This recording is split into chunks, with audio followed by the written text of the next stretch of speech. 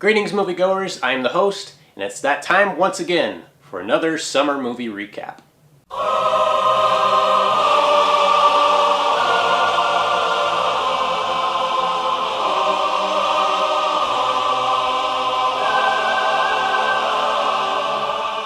Now this summer has definitely gone back and forth by showing some really terrific films on one hand and some really bad ones on the other.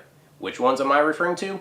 Well, before I reveal my personal picks for the best and worst films of the summer, let me recount the 30-odd films I got to see in alphabetical order this time, starting with Two Guns, starring Denzel Washington as an undercover DEA agent and Marky Mark Wahlberg as a Special Forces agent who pair up together to fight off the cartel as well as their superiors. With a story as tired and cliched as this movie would have been another addition to this summer's blandest releases had it not been for the remarkable chemistry between Washington and Wahlberg. That's enough, for me at least, to warrant a matinee admission. But you know what isn't worth a matinee admission? After Earth, the latest cinematic crapfest from America's most hated filmmaker, M. Night Shyamalan. It stars Will Smith and Jaden Smith as father and son, shocker, who find themselves stranded on planet Earth 1,000 years after humanity left it. The film is so bad that I don't think it's even worth renting it from your local Redbox. Not unless you want to find the proper cure for your insomnia. But is it as bad as Shyamalan's last outing, The Last Airbender? Far from it. Hell, it's not even the worst movie I've seen this summer. But it still gets a 1 out of 10 in my book. Next up, The Bling Ring, directed by Sofia Coppola and inspired by the real-life story of a small group of teenagers who stole from the homes of various celebrities, including Paris Hilton and Orlando Bloom. On its own, the movie plays just fine, but in my opinion, it plays even better once you double bill this with the canned reality show Pretty Wild, which you can currently watch on Netflix Instant. Woody Allen's latest film, Blue Jasmine, has been getting a ton of praise from both fans and critics alike, some stating it as one of his best works to date. I, for one, am not part of that group. It's not like it was a bad movie or anything, I just didn't find it that remotely compelling. The performances were good, especially from Cate Blanchett, who many say might end up getting an Oscar nomination, but ultimately, the story was just too dull, boring, and depressing for me to even care. I know I'm probably going to receive a lot of negative feedback from hardcore Woody Allen fans, but I have to remain perfectly honest. It's a 5 out of 10 for me. Let's move on to something that's more up my alley, which is the horror genre, and the movie to succeed in this would be The Conjuring. This is yet another scary movie that's supposedly based on true events, but here's the big shocker, it doesn't suck. You might tell right away that the filmmakers behind this film put in some solid effort into making this one of the best horror films to come out in a very long time. The atmosphere is chilling, the cinematography is wonderful, the characters are worth rooting for, and the scares in the film are truly scary and well earned. Here's hoping they keep the momentum going in the upcoming sequel. Now it's time to switch gears from dark and brooding to cute and friendly with Despicable Me 2, which happens to be my pick for the best animated film of the summer. And this is coming from a guy who thought the first movie was just okay and nothing special. Here, they put in all the right ingredients to make a really good follow-up to a very successful comedy, upping the stakes as well as the humor. And man, did they do a great job of making this one of the funniest movies of not just this summer, but also the entire year. Elysium, the follow-up film from District 9 director Neil Blomkamp, was probably one of this summer's biggest disappointments. It had the right elements for a promising science fiction adventure film, but all of it fell completely flat due to a weak script, an unsound storyline, and a lot of poorly filmed action sequences. Oh, and it also features a Razzie-worthy performance by Oscar winner Jodie Foster, who here can't decide whether or not her character is French, South African, British, or Canadian. If there's anything at all to look forward to, it will be the Riff Tracks commentary for this movie. Now, if you're in the mood to have an all-around stupid yet fun time at the movies, then Fast and Furious 6 is the way to go. It's almost hard to believe that a film franchise such as this has become more popular than ever, especially when it features some of the dumbest, most ridiculous moments that even Michael Bay himself would find a little too much. But I must admit, they do a pretty good job of making one hell of an entertaining popcorn summer movie, which is the least I could say for a lot of 6th installments out there.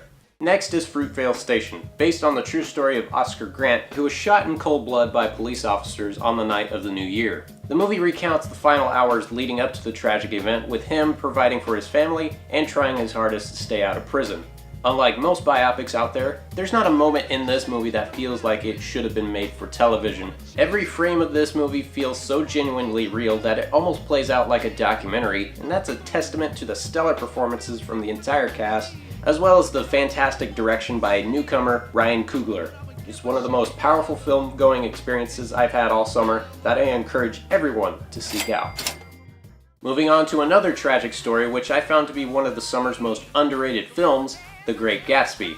I've never been a huge supporter of director Baz Luhrmann's films before, but here, his style and direction worked perfectly well within the context of F. Scott Fitzgerald's classic story. Sure, we get a lot of modern music woven into the jazz era of the 1920s, but hey, if Quentin Tarantino can get away with it in his movies, why can't Baz Luhrmann? Everyone else might think otherwise, but I love this new interpretation of the classic story. It has a great look, an amazing soundtrack, solid performances, and the 3D, while unnecessary, was actually not half bad. Nothing else to add except that this new Gatsby truly earns its greatness. And then we have a movie that's far from being great, and that is The Hangover Part 3. Ever since the second movie rehashed the exact same story as the first film, the screenwriters took it upon themselves to come up with a brand new idea for the final chapter, which I will commend them very much for, except that they forgot the most important thing that made the first movie a huge success to begin with: actually making it funny.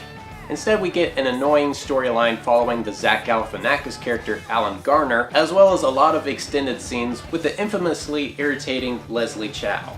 Hopefully this will end up being the last Hangover sequel we'll be getting, because I'd rather forget that all of this ever happened.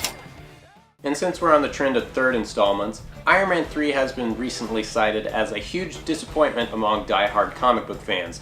I, for one, strongly disagree. Even though it's nowhere near as epic as last summer's The Avengers, I found this one to be a worthy successor in the Marvel Cinematic Universe. It has great action, witty dialogue, and some pretty amazing twists and turns that I didn't even see coming.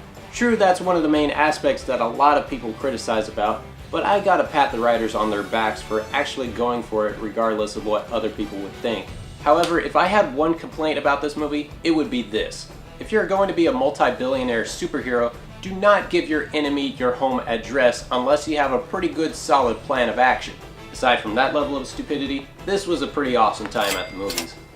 Kick-Ass 2 is yet another superhero sequel that has been the center of controversy due to the fact that it's one of the most violent movies to come out this summer, so much so that Jim Carrey, one of the stars of the film, has spoken out against it.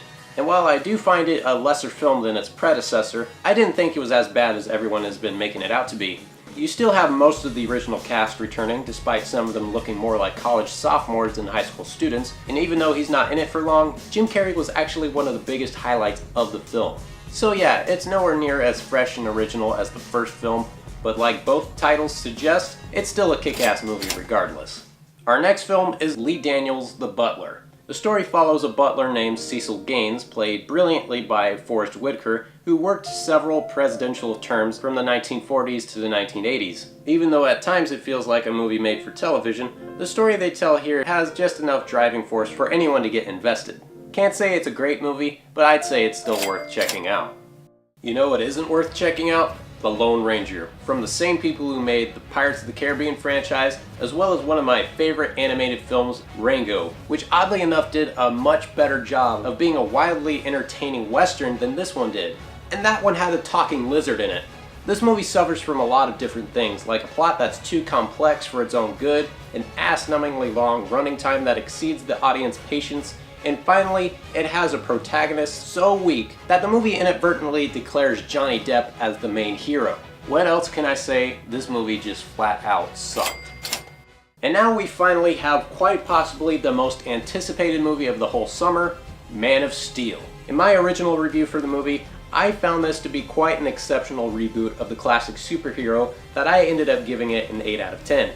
Looking back on it, however, I might have to recant my rating due to a number of reasons. Don't get me wrong, I still like this movie, but similar to last summer's Prometheus, the flaws of both films just kept piling up that it kind of belittled the original viewing experience. The problems I had with this film mostly deal with things like telling the origin story as a series of flashbacks, how they handled the deaths of certain major characters, and the already controversial showdown between Superman and General Zod that practically eviscerates half the city of Metropolis. Aside from those massive complaints, this was still a pretty good reintroduction to the Superman mythology that I hope will improve in the next installment, especially now that they have Ben Affleck cast as a new Batman. Ooh, wait, what? Monsters University marks as Pixar Animation Studios' 14th animated feature film to date, as well as their very first prequel. While it's nowhere near being a massive misstep like Cars 2, I still wouldn't consider this one of their strongest efforts. Regardless, I still thought it was a cute enough film that will entertain kids as well as adults with plenty of amazing visuals to go around. Much Ado About Nothing was one of the few movies I regret missing out on at South by Southwest this year, and thankfully the movie didn't disappoint by the time I got around to see it. The actors do a great job with the Shakespeare material, finding clever ways to modernize the old text without changing a single word. And it also helps that it's all shown in glorious black and white. Glad I'm not the only one who appreciates the format. Much better. The Magician Caper, Now You See Me was a surprise hit of the summer, and yet another movie I couldn't help but find vastly overrated. I was really enjoying the first half of the film, trying to keep up with what was going on, but once the final twist is revealed, that's when the movie abruptly falls apart. If you were to go back and watch this film again and piece together how all of it worked out, chances are you might realize just how little sense it all makes. At this point, this summer has seen its fair share of mishaps and disappointments, but alas, there must be one redeeming factor to this chaotic movie season, and it came in the form of Pacific Rim from visionary filmmaker Guillermo del Toro.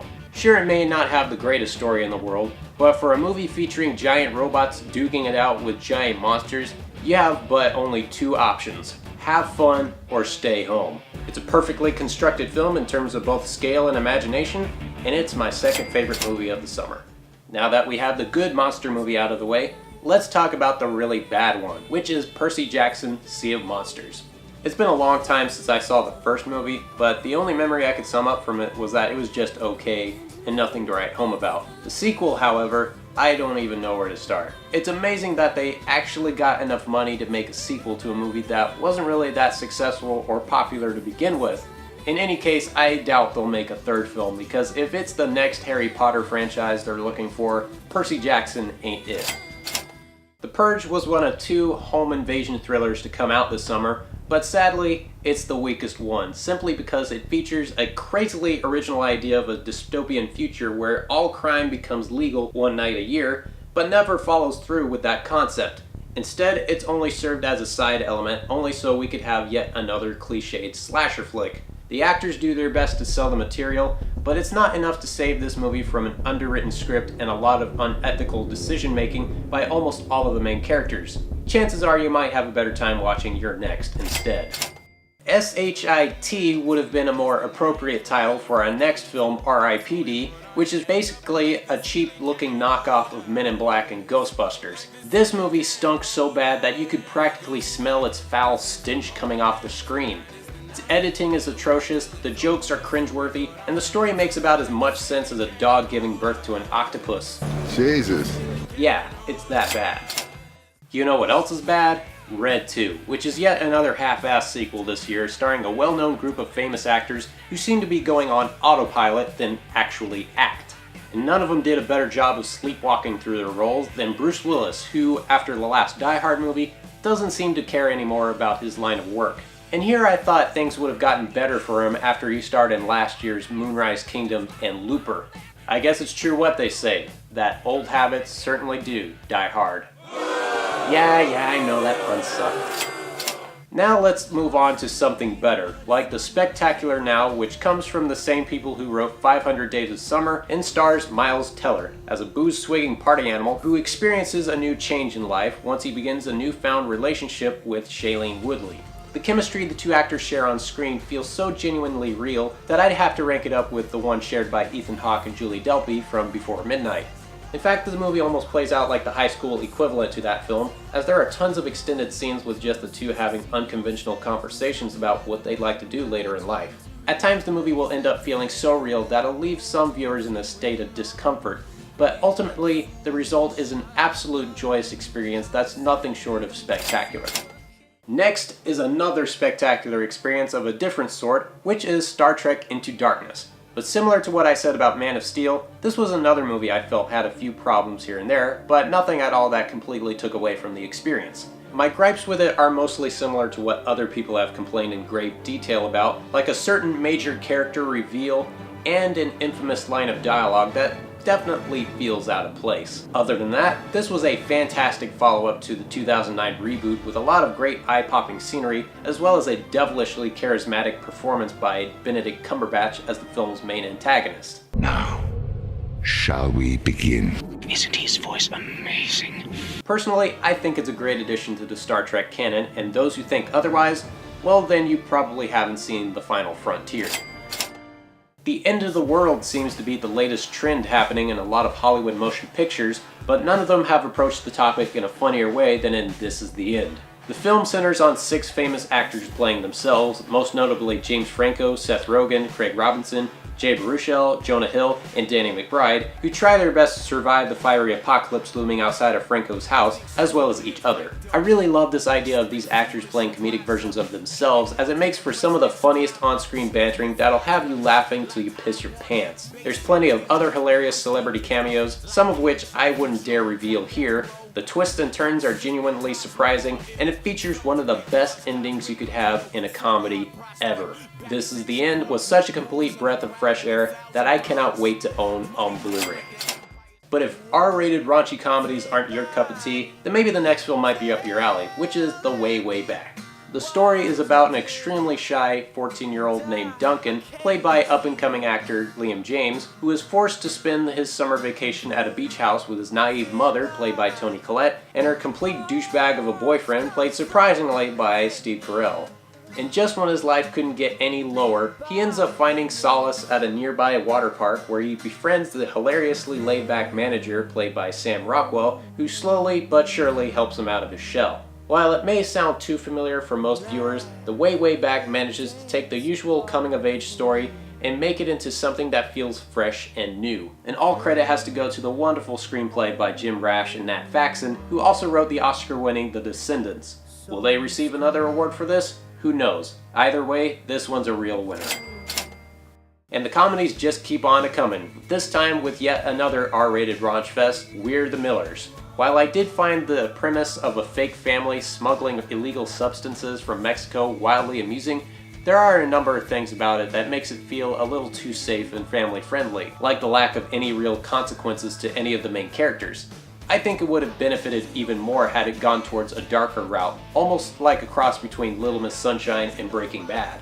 Even though it strives toward a safer route, it did a pretty good job finding new ways of making me laugh out loud. And let us not forget the totally unnecessary yet obligatory striptease by the always smoking hot Jennifer Aniston. She will be mine. Oh yes, she will be mine. Now let's get back to trashing really bad movies like Roland Emmerich's latest action romp, White House Down. Unlike this year's previous White House thriller, Olympus Has Fallen, this one falters completely for being overlong and generically dull. There's hardly anything in this movie worth getting excited about other than the end credits, and you pretty much know how everything is going to turn out from minute 1. It's a movie so bad that it almost makes me want to snap off its Channing and shove it up its own Tatum. Jesus. Next up, The Wolverine, which marks as the 6th entry in the X-Men franchise, as well as the 2nd standalone movie starring everyone's favorite clawed mutant. Hugh Jackman returns as the title character in a plot that thrusts him in a whole new mess of trouble involving ninjas, samurai, and moral dilemmas. While I can't quite bring myself to call this a great movie, it certainly is something worth checking out in the cinemas. And I appreciated the fact that it did take its time to tell the story of why this character is the way he is, even if it did kinda drag on a few parts. The climactic fight sequence I wasn't too crazy about either, but all is forgiven due to the amazing stinger shown after the credits. If there was one good thing to take from this film, it's that it got me excited to watch another X-Men movie again. Predicting what's going to succeed or fail at the box office isn't always an easy task, but I'd be hard-pressed to find anyone who thought that a movie like World War Z would end up becoming an international success. Almost everybody I knew who saw the trailers thought that this was going to tank hard, and sure enough, it not only turned out to be a surprise hit, but it also turned out to be a pretty good movie. Sure, some of the scenes featuring the massive hordes of zombies do look a tad bit fake, but most of the time the movie relies more on skillfully thought out sequences of pure intensity. Similar to what I thought of this year's Warm Bodies, this is another PG-13 rated zombie flick that left me feeling more than impressed. And now it's time to name what I thought were the very best and absolute worst films of the summer. There are definitely a lot of turkeys to come out this season with After Earth, R.I.P.D. and The Lone Ranger, but none of them came close to the sheer amount of awfulness that can be seen in Adam Sandler's first ever comedy sequel, Grown Ups 2. I guess this should be a surprise to no one, as I thought this was one of the most insanely idiotic films I've seen all year. At no point in its wildly incoherent narrative was this film close to anything resembling legitimate humor. Every single person who bought a ticket for this is now dumber for having seen it. Therefore, I award this film no points, and may God have mercy on its soul. Now let's end it on a high note with my personal pick for the very best film of the summer, which is oddly enough, The World's End, from the same people behind comedic gems such as Shaun of the Dead, Hot Fuzz, and Scott Pilgrim vs. the World. And just like those films before it, The World's End delivers on not only perfectly timed jokes and hilarious sight gags, but also one of the most brilliantly choreographed fight scenes that elicit both laughs and cheers from the audience. And among the men fighting, Nick Frost stands out the most to unexpectedly become this summer's most badass unsung hero. It's a well-paced, brilliantly written buddy comedy that's so perfectly executed that by the time it's all over, I wanted to see it again multiple times. And for that, I can't see any reason at all why this shouldn't get a 10 out of 10 for me. And that was my 2013 summer movie recap. Did you agree or disagree with my picks? Leave a comment below and let me know what you thought were the very best films of the summer. Stay tuned for more video reviews in the near future, but until then, I'm the host saying thanks for watching.